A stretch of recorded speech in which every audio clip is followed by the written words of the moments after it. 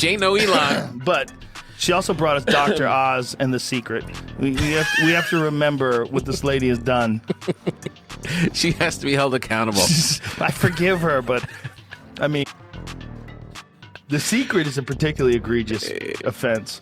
What, you don't believe? You don't believe? Oh, believe? Story in 5 words.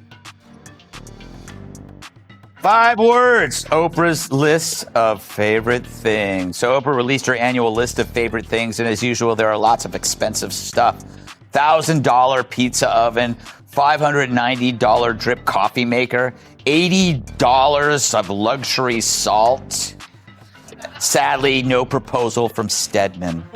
When Joe Rogan and Greg Gutfeld locked on to Oprah, the queen of soft lighting and strategic sob stories didn't stand a chance. They bulldozed through her empire of polished platitudes, torched her billionaire victim routine, and flipped her feel-good brand into a parody of itself.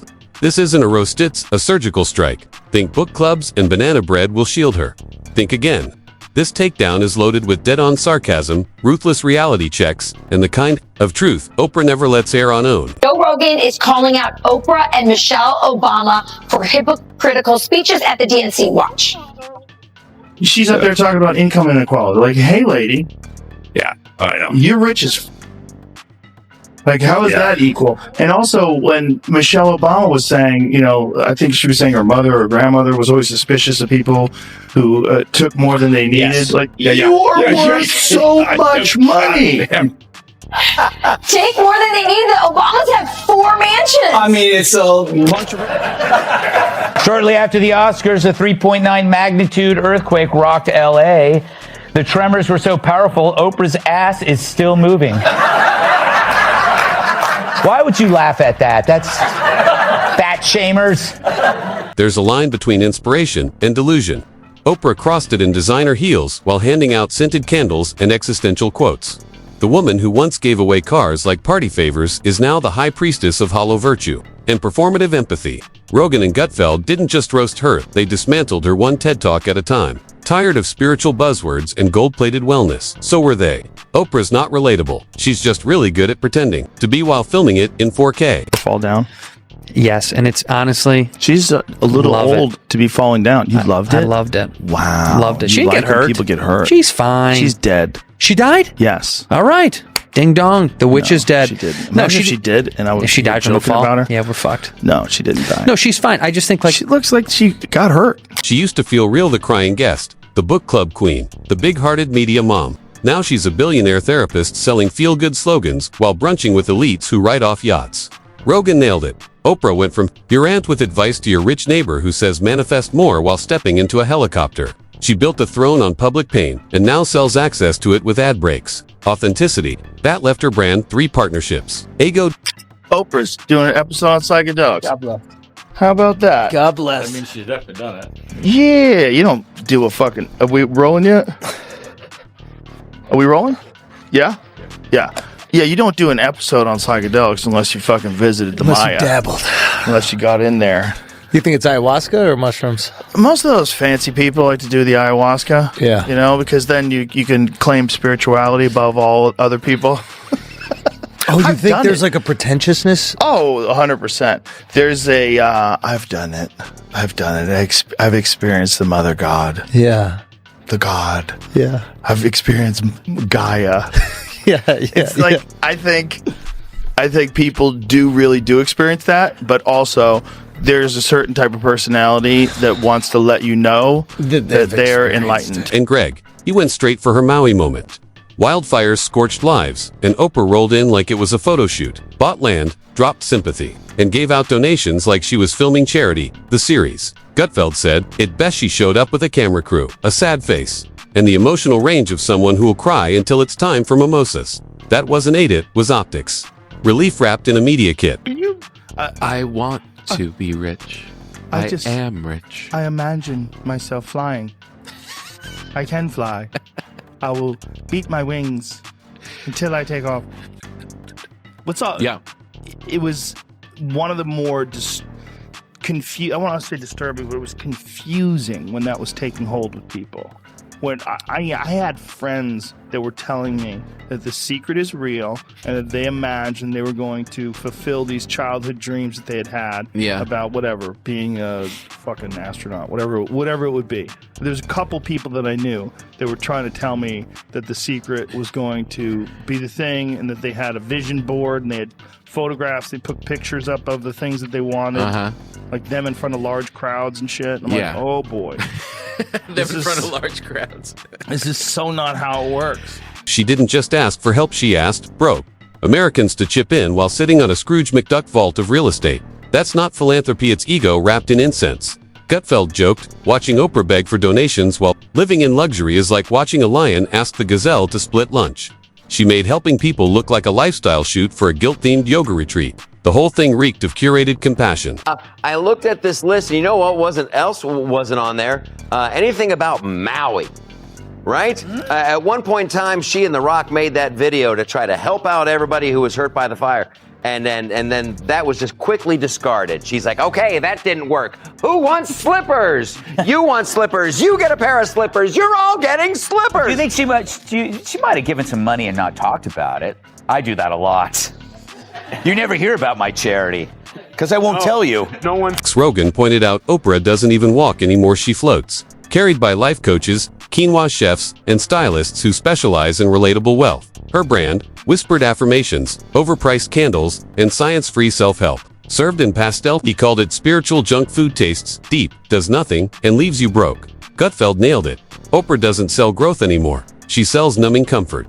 While inflation eats America alive, she's out here selling silence for $3,000 a session, hosted by a barefoot guru named Moonbeam. Bro, you remember the time Oprah had that lady on, his face bit off by the chimp? Stay there. And she showed her face on TV? Oh, yeah. Miraculously, she survived just the unimaginable. Her name is Charla Nash. Charla almost always covers her face with the hat and scarf. She wears it, she says, because she doesn't want to scare people. The lady was wearing a veil over her face, like, let's see your face. Come on. She pulls the veil away. Like a nope. What are you doing? Would you mind lifting the veil? Oh, no. So we can see. You could take the hat off. Oh, the hat comes off. Yeah. Okay.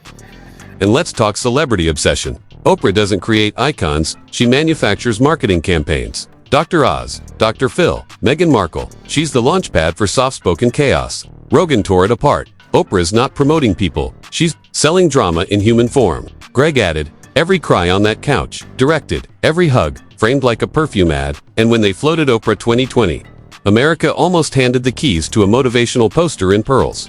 Because nothing fixes inflation, like a book club on the economy. Women should learn those bottom shoes, useless. You can't wear those things. They're so slippery.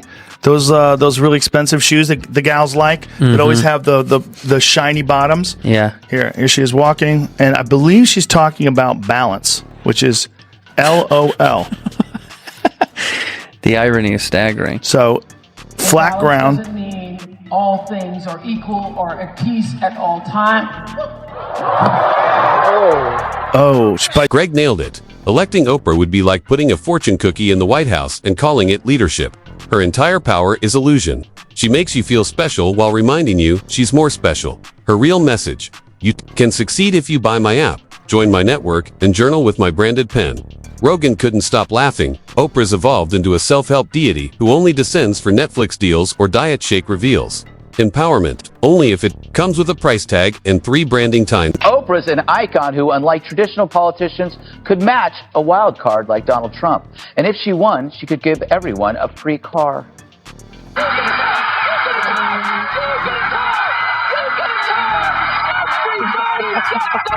Then there's the book club. What used to be a literary spotlight became a trauma factory. Every pick is designed to sob, not think. Gutfeld said, reading under Oprah feels like group therapy for people who cry during laundry commercials. It's not literature, it's emotional choreography. And her whole live your truth mantra, more like live my brand. She doesn't platform real stories, she curates them. Sanitized, scripted, advertiser approved, redemption arcs that always leave room for a mid-show snack ad. Yeah. And they boiled it down to the easiest one, which is dreaming. Right, exactly. And that's why it's sold. But Oprah sold it. I mean, she was one of the big ones, man. And she was fucking 50 years old at the time. I mean, this is not a young woman who was selling this. How old is Oprah now? 75. 89? She's 80? Greg called out her high-dollar charity galas where change is toasted over organic champagne and monogram napkins. Nothing says revolution like billionaires clapping in sequins. And Rogan, he didn't hold back. Oprah has monetized sadness, loneliness, confusion, you name it. She's got a journal, a docuseries, and a scented oil. No one dares challenge her because disagreeing with Oprah is heresy.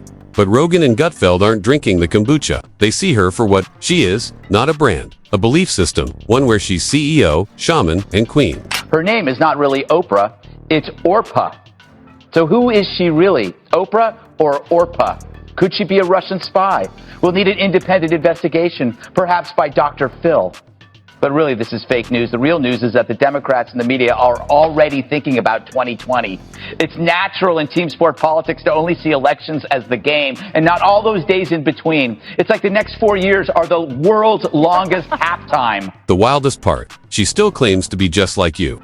Despite private jets, mega mansions, and dogs with better dental plans than most people. Gutfeld joked, if Oprah really wanted to connect, she'd livestream from a studio apartment while arguing with Comcast. Until then, she's just cosplaying relatability between spa treatments. Rogan almost choked from laughing. She didn't start a movement. She built a market. She stopped reflecting to people and started projecting herself with mood lighting. She's 40 years old. Oh, no, she ran one recently, though. Okay, I'll see her recently. Yeah. I just typed in Oprah marathon time. That's a pop very good, though, when she was 40, which makes... She's probably on speed back then. Yeah. And steroids. Quaalude, she's hopped up. She's on everything. This woman has her own face on every magazine cover but still lectures you about humility. That's not confidence, it's Olympic-level self-worship. Her victimhood tours, ongoing. Despite being a billionaire sorceress who could retire to a mountaintop and never hear another peasant sneeze. But knows she needs to stay connected, preferably with lighting, handlers, and 3 angles. Gutfeld said the grift's never over. Oprah doesn't retire. She reinvents 1 minute it's body positivity, the next it's another weight loss collab. Rogan summed it up. Oprah's mastered the monologue but forgot how to take a punch. In this roast, it's just the warm-up.